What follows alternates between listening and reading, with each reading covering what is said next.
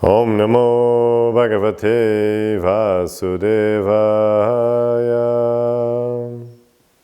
Om Namo Bhagavate Vasudevaya. Om Namo Bhagavate Vasudevaya.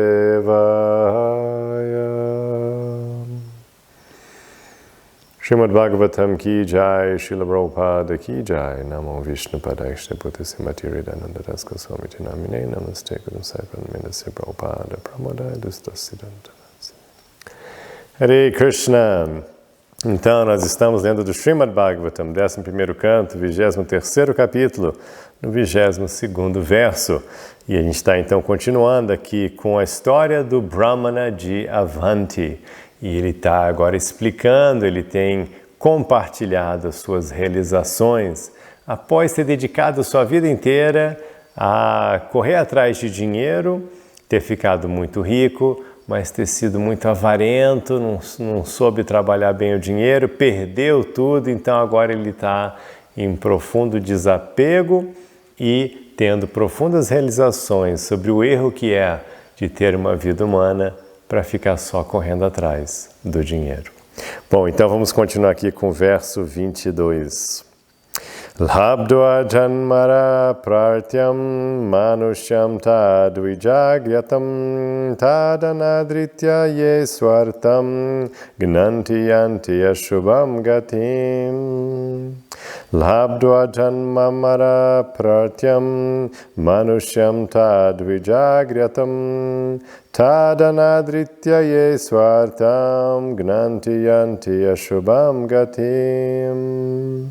Labdva, tendo atingido Janma, o nascimento, Amara, pelos semideuses, Pratyam, orado, Manushyam, humano, Tat, e neste, Dvija Agriatam, a condição de se tornar o melhor dos duas vezes nascidos, Tat, isto, Anadritya, não apreciando, Ye, aqueles que, Swa Artam, seu próprio interesse máximo, Gnanti, destroem, Yanti, vão, Ashubham, para um inauspicioso, Gatim, destino.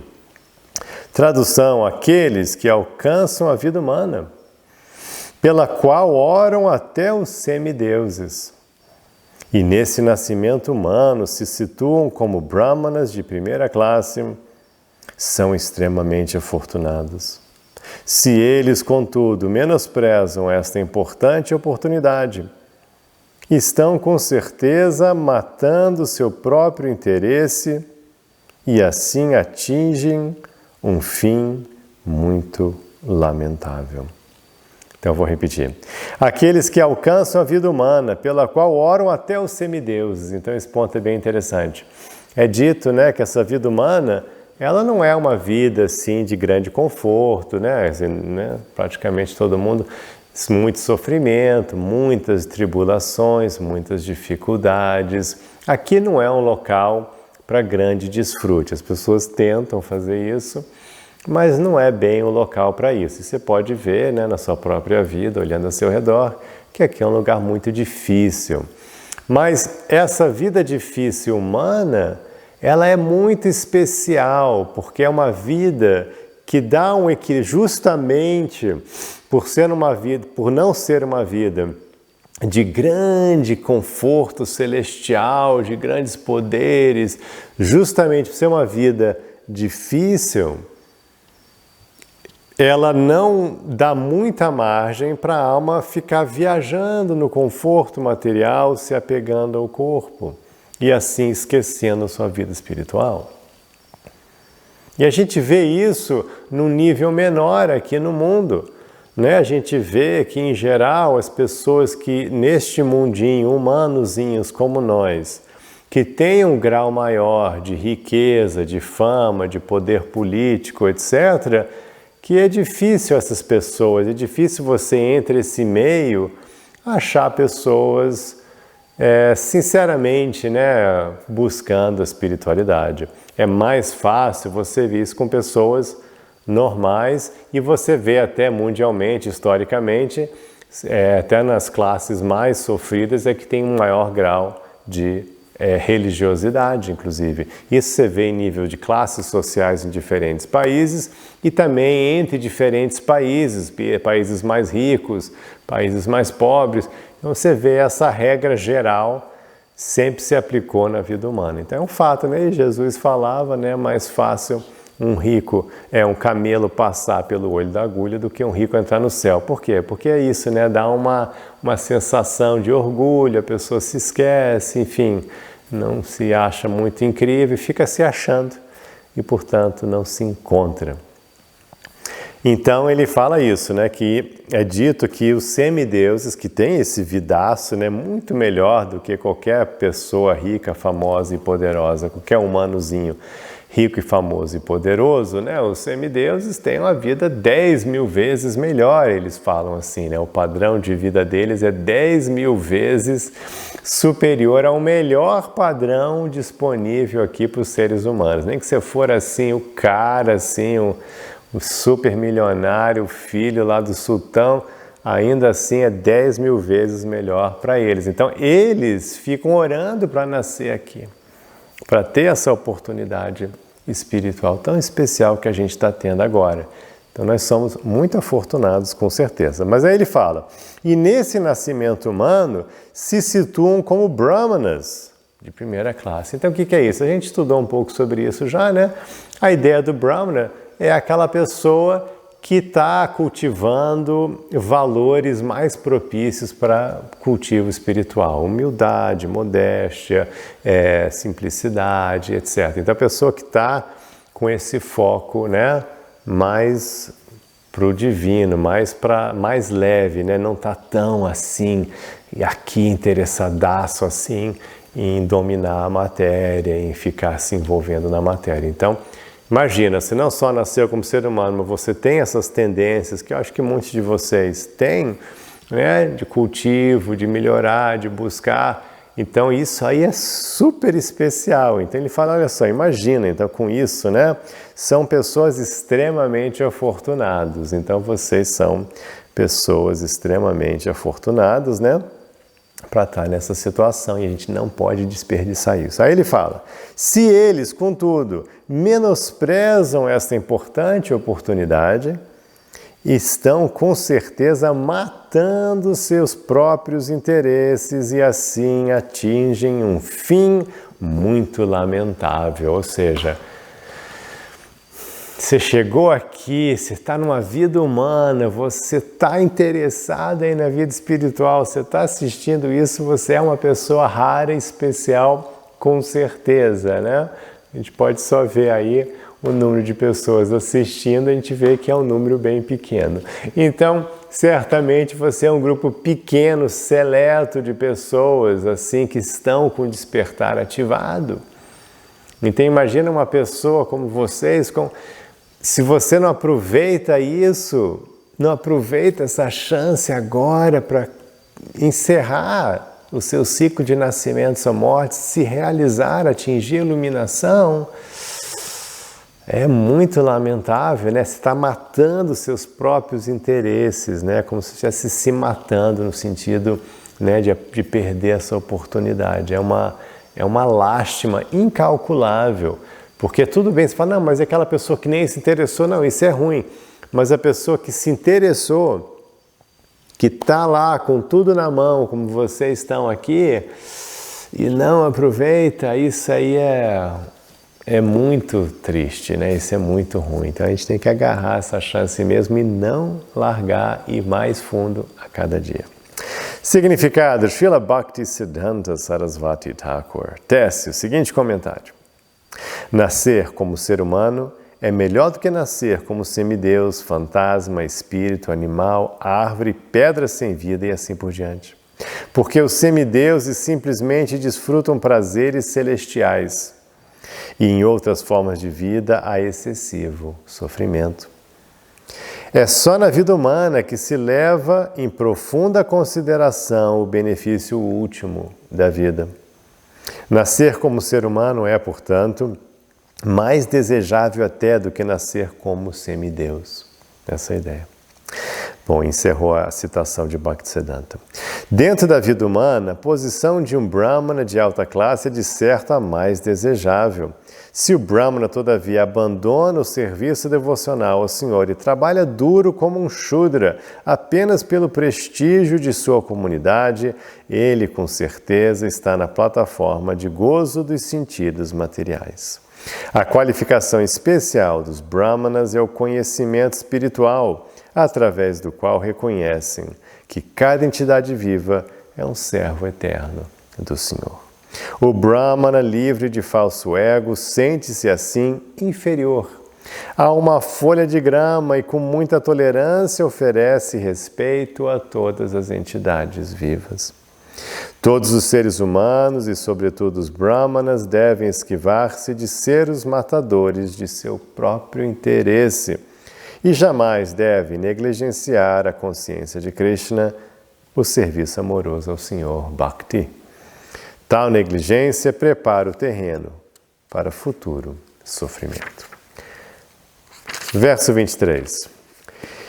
Que ser humano mortal, tendo alcançado esta vida humana, que é o próprio portão para o céu e para a liberação, ficaria voluntariamente apegado a essa morada de inutilidade à propriedade material.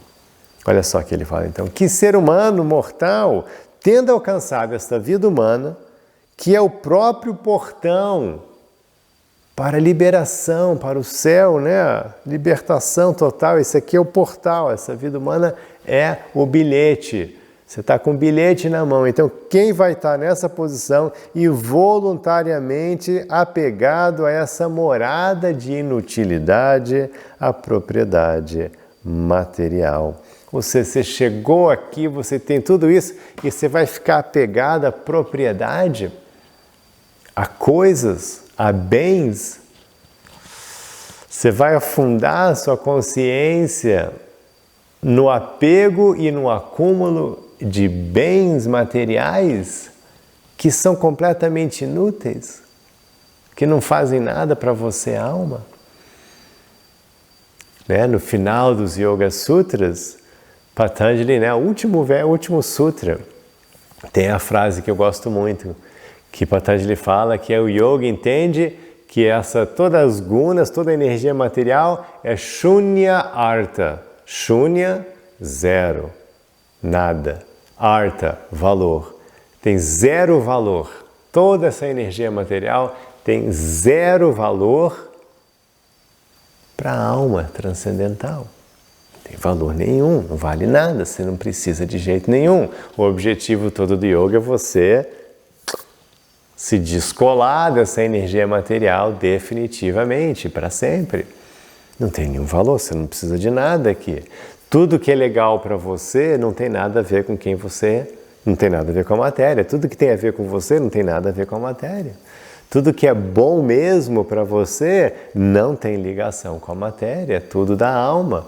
Amor, compaixão, carinho, tudo isso é da alma, não é da matéria. Então imagina, você chega aqui, você vai se dedicar à matéria, a posses, a bens, a propriedade. Então isso é uma lástima, né? Claro, como a gente sempre fala aqui, não é que você tem que largar tudo, ninguém está falando para você fazer isso, né? Não é para você tirar a roupa e sair pelado aí, morar numa floresta, ninguém está pedindo isso de você, né? Mas senão que você vai priorizar, como a gente falou na aula passada, né? Você vai priorizar a sua autorrealização, você vai priorizar. E aí, priorizando o seu desenvolvimento espiritual, sua vida espiritual, você naturalmente está aqui, está fazendo, está trabalhando, compra o apartamento, compra o carro, etc. e tal. Você faz as coisas aqui, você tem as coisas aqui, mas não são sua prioridade. Você não está absorvendo a sua mente simplesmente nessas coisas. Significado. Aquilo que alguém pretende usar para o gozo pessoal dos sentidos chama-se propriedade material. Ao passo que a parafernália a ser usada no serviço amoroso do Senhor é tida como espiritual. Deve-se abandonar toda a propriedade material, utilizando-a sem reservas no serviço devocional ao Senhor, ou seja, em Bhakti. Então, é como Krishna fala na Bhagavad Gita, tudo que você fizer, faça como oferenda a mim. Então, isso que eu estou falando, você não precisa largar as coisas, senão que você prioriza, você enxerga tudo como uma oportunidade de servir ao Senhor. Aí fica legal, aí você pode ter tudo, você pode ser como Arjuna. De novo, ele era o príncipe do império, vastamente rico, mas eles usavam tudo para o prazer de Krishna. O foco era Krishna, o foco era viver o Dharma, né, como uma oferenda a Krishna. Então, não tem problema ser um imperador do mundo com essa consciência. Não são as coisas, porque não adianta você querer largar, você ainda vai ficar apegado.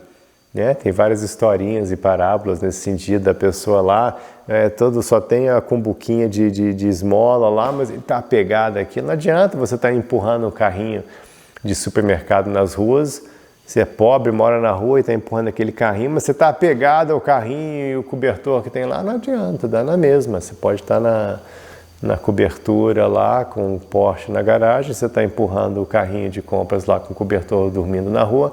Apego é apego.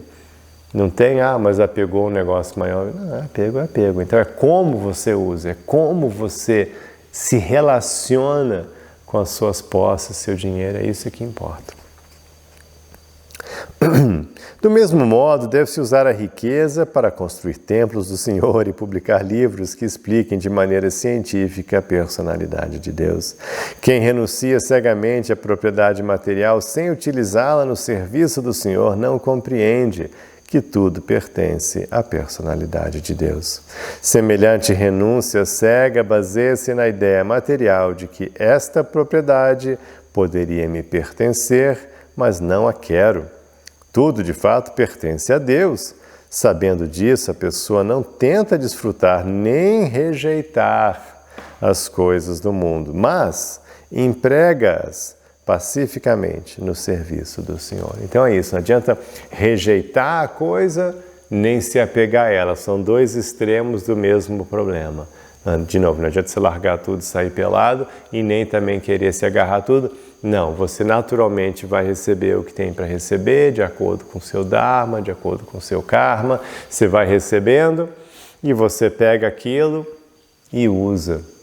Usa para o mundo ficar melhor, usa tudo que você faz de acordo com o seu Dharma como oferenda a Deus. Aqui falaram, né, de construir templos e imprimir livros, mas isso era uma visão mais estreita que se tinha antigamente, né, que tudo era só templo e livros. Isso não existe, isso é uma limitação. Né? Claro que não, é tudo que você faz. Se você está aí usando seu dinheiro para cuidar da sua família, para, ajudar aí uma boa causa, para, enfim, ser uma boa pessoa, para criar seus filhos com boas pessoas, tudo que você está fazendo para trazer luz a esse mundo, melhorar o mundo, como uma oferenda em Bhakti, como uma oferenda devocional. Então isso tudo é maravilhoso. Verso 24. Aquele que deixa de distribuir sua riqueza entre as pessoas adequadas, os semideuses, os sábios, os antepassados e entidades vivas comuns, bem como os parentes imediatos, os afins e si mesmo, está mantendo a riqueza apenas como um yaksha e cairá. Então agora ele está falando sobre como não, que erros que você não deve cometer com o dinheiro. Então, você deve distribuir seu dinheiro. Como que ele fala? Ele começa a lista com os semideus, que antigamente na religião védica se faziam oferendas, como você vê em tradições antigas, nas tradições afro-brasileiras, você faz oferendas a deidades diferentes, se fazia oferendas a Deus do Sol, Deus da Chuva, etc. e tal. Então, tinha essa religião comum de fazer oferendas nesse sentido. No caso do yogi, a gente não faz esse tipo de oferenda. Mas você pode, enfim, no caso, realmente oferecer um pouco para para cultivo espiritual, né, para ajudar alguma causa puramente espiritual. Então, semideus, os sábios, ou seja, as pessoas que, né, esse cultivo de conhecimento, essa valorização da sabedoria, a gente tem que saber, né, você tem que cultivar, você ajuda quem está aí cultivando a sabedoria, quem está distribuindo conhecimento, essa valorização do professor, da sabedoria, da ciência, né? Então, você usar a sua riqueza para cultivar e ajudar a difundir o conhecimento, né? Isso não é só espiritual, em geral, mas certamente o espiritual também, com prioridade. Os antepassados, eles também tinham, na cultura védica, você vê isso, ficou na cultura chinesa, japonesa, coreana, né? Você vê isso muito da metinha, da cultura romana antiga, né? Você vê isso em várias civilizações passadas e atuais, essa ideia de fazer oferendas para os antepassados, né? Era uma ideia assim que, né, para ajudar eles na vida após a morte. Mas, de novo, o yogi, a gente não faz isso. A gente não tem esse foco, essa cultura mundana védica, a gente não abraça, a gente não assimila, a gente fica estritamente focado no lado espiritual, na ciência espiritual. Então, os antepassados, a gente não faz nada nesse sentido. E as entidades vivas comuns, ou seja, se ajudar as pessoas, você ajudar, né? De novo, aqui, como hoje em dia a gente dá o imposto, que o governo vai ajudar com escola, com comida, com saúde, né? A gente dá dinheiro nesse sentido, a gente pode também, claro, dar diretamente para entidades não governamentais de ajuda, de causas específicas, né? Para ajudar a natureza, seres humanos, enfim. Então você ajuda seres vivos, todos os seres vivos ao seu redor, você usa para melhorar. E parentes imediatos, né? Você tem sempre uma responsabilidade com a família, então naturalmente todo mundo já faz isso, né? Você vai lá, né? Você tem uma grana, você ajuda pelo menos, né, os imediatos, né? Não precisa ser parentes distantes, mas pelo menos os imediatos. A gente naturalmente já faz isso. Os afins, ou seja, quem é seu amigo, quem está ajudando você, quem está perto de você, e si mesmo. E si mesmo, e você também se cuida, você pode se presentear, você pode, né, se cuidar também. Então, assim que ele recomenda que se use o dinheiro. Você fala, se você não usar o dinheiro assim, ele fala, você está tendo riqueza somente como um yaksha. O que é um yaksha? Yaksha é um ser, né, um tipo de alienígena, um ser que existe na compreensão da cosmologia védica. Era um ser assim um pouco assustador que gostava muito de acumular riqueza, mas é tipo quase que um monstrinho, entendeu? Na nossa cultura, que você vai entender, seria como aquele dragão do Senhor dos Anéis. Não sei se você viu, mas tem um dragão lá que adora ouro, então ele ficava só sentado em cima de uma pilha, uma montanha de ouro lá e, né, qualquer um que tentasse tirar o ouro dele, ele matava. Então essa coisa assim de ser um ser perigoso, assustador, que fica só guardando dinheiro, esse é um exemplo aqui na cultura atual. E na cultura assim mais geral, a história do João e o pé de feijão, né, que tem o gigante lá com os ovos de ouro, então ele seria um tipo de yaksha também, que eles moram assim numa situação assim mais, né, numa região além do céu, assim das nuvens. Então, esses são os yakshas que guardam dinheiro só porque eles gostam do dinheiro, da riqueza, não tem nenhum propósito, eles não usam para nada, é só para ter. Então isso é muito ruim, né? Então a gente não quer ser um yaksha e quem fizer isso cairá, ele fala, ele vai depois sofrer, né, as consequências de novo, de não ter usado bem a riqueza. Esse é um dos temas dos ensinamentos do Brahmana de Avanti, de não saber usar a riqueza corretamente. Quem não partilha sua riqueza com as pessoas autorizadas, supracitadas, nem desfruta a riqueza consigo mesmo, na certa sofrerá ilimitados problemas na vida. Verso 25. Pessoas de discernimento são capazes de utilizar seu dinheiro, juventude e força para lograr a perfeição. Eu, porém, dissipei-os febrilmente no inútil esforço para obter mais riqueza. Agora que sou um velho, que posso conseguir?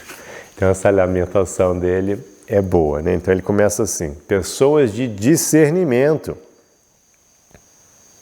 são capazes de utilizar o dinheiro, juventude e força para lograr a perfeição. Ou seja, entenda que essa questão toda do bom karma, esse bom karma de você receber saúde, dinheiro, tudo que você recebeu que facilitou a sua vida, né? A gente começa com juventude, força, aí você tem dinheiro. Tudo isso é para você lograr a perfeição espiritual. É para facilitar esse processo. Você usa essas vantagens para acelerar o seu processo de realização. Se não tem, paciência, também vai dar certo.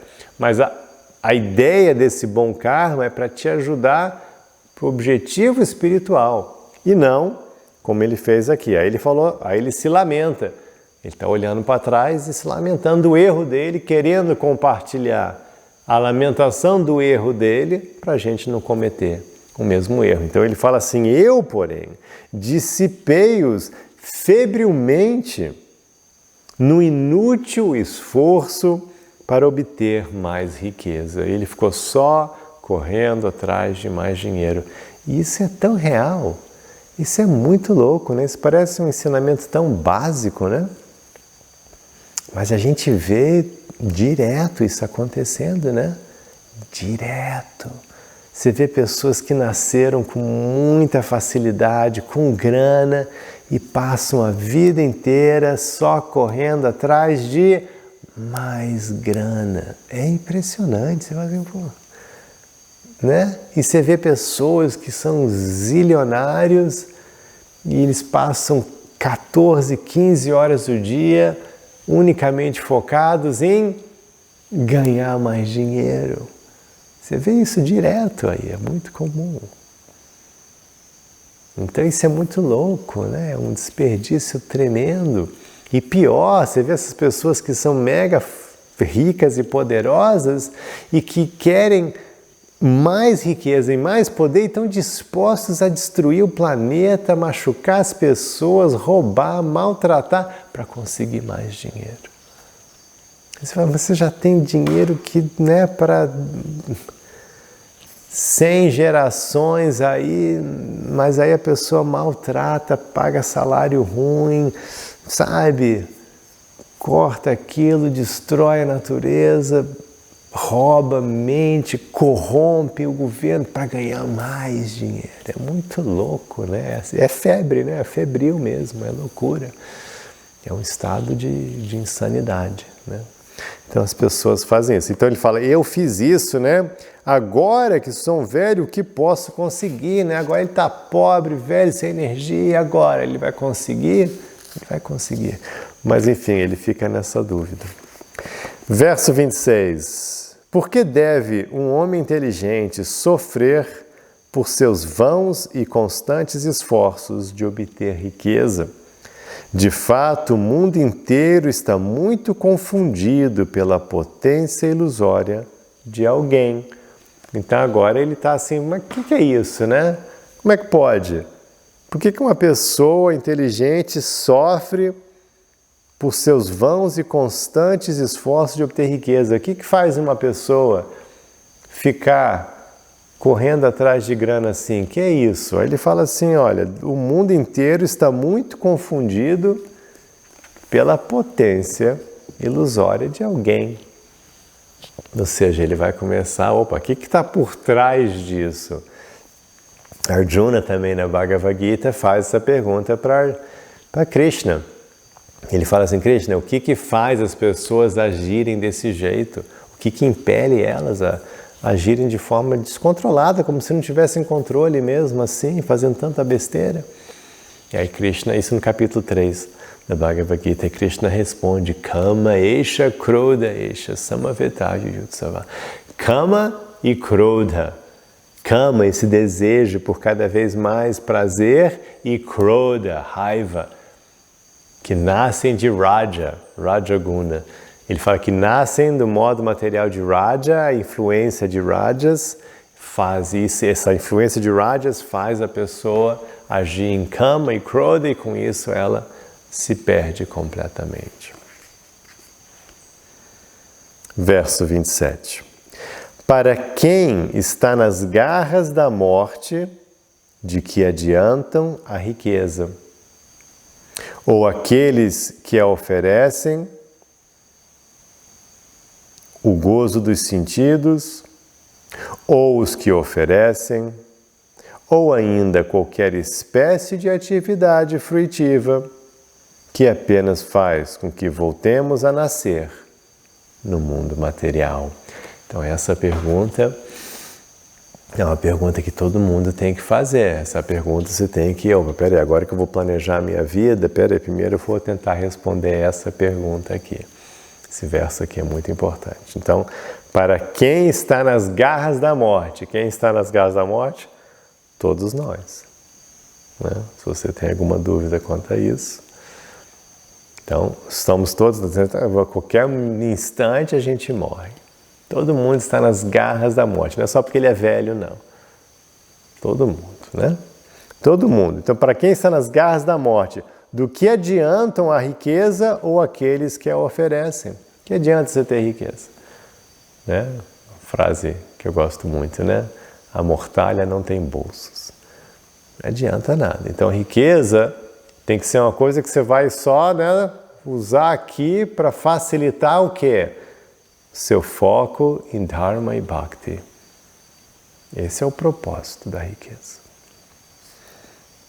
Do que adianta o gozo dos sentidos ou os que oferecem? O que adianta você ficar desfrutando do corpo material se o corpo vai desaparecer? Ou ainda qualquer espécie de atividade futura, com resultado futuro, atividade fruitiva. O que adianta fazer esse negócio para conseguir aquilo no futuro? O que adianta isso se apenas faz com que voltemos a nascer no mundo material? Então essa pergunta é bem importante, né? O que você vai agir fazendo coisas que só servem seu corpo e que vão fazer você voltar a nascer no mundo material? De novo, não é que você vai ter que abandonar todo o prazer, você não tem que abandonar toda a riqueza. Não. Mas também você não pode simplesmente ficar nessa corrida inútil atrás de coisas que não lhe servem nada no sentido maior, que não vão servir a sua alma, que não vão servir a você, alma. Então você vai ter que mudar o foco, mudar o objetivo, mudar as suas prioridades